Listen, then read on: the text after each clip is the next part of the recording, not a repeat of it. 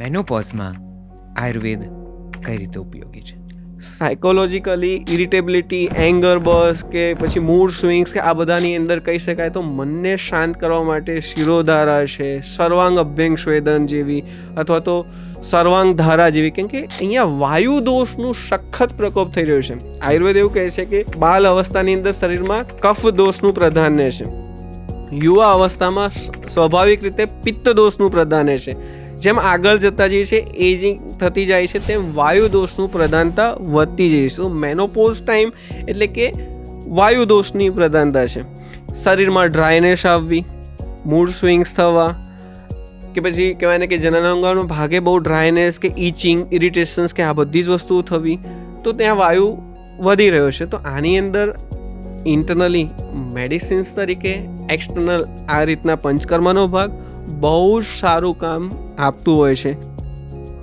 સામાન્ય રીતે કહી શકાય તો આખા શરીર ઉપર તલના તેલથી અથવા તો કોકોનટ ઓઇલથી માલિશ, નાકની અંદર 2 ટીપા ગાયના ઘીના અથવા તો તલના તેલના આ નાખી શકાય. આને કહેવાય કે આયુર્વેદની અંદર પ્રતિમર્શ નશ્ય તરીકે કહેવાયું છે.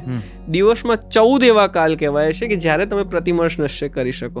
પણ સામાન્ય મારી પ્રેક્ટિસમાં મેં એ રીતનું કહેવાય ને કે વર્ણન કરતો હોઉં છું દર્દીઓને કે તમે 14 ટાઈમ તો ન કરી શકો, પણ એટલીસ્ટ સવારે શાવર લીધા પછી નાકની અંદર 2 ટીપા ચોક્કસ નાખી શકાય. બપોરે ભોજન લીધા પછી આપણી પાસે કહેવાય ને 5-10 મિનિટ આપણે પોતાના માટે આપી શકીએ, તો 2 ટીપા જ નાખવાના છે ને, સીધા ન નાખતા નાકની ઇનર કેન્થસનો ભાગ એટલે અંદરની ચામડી છે ત્યાં મૂકી સ્લોલી એબ્ઝોર્બ થાય. રાત્રે જમ્યા પછી અડધો 1 કલાક રહી 2 ટીપા નાખીએ. હા, આ દરમિયાન ખાસ એક વસ્તુ કહેવા માંગીશ કે એ વખતે થોડો કફ નીકળવો, છીંકાછીંક થવી, ગળામાં ઇરિટેશન થવું કે એવું થઈ શકે.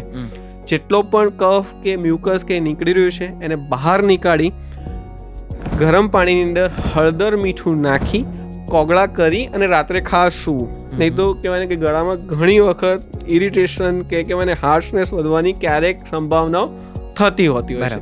તો હું આ પ્રકારના પ્રિકોશન્સ પણ સાથે રાખવા કહેતો હોઉં છું.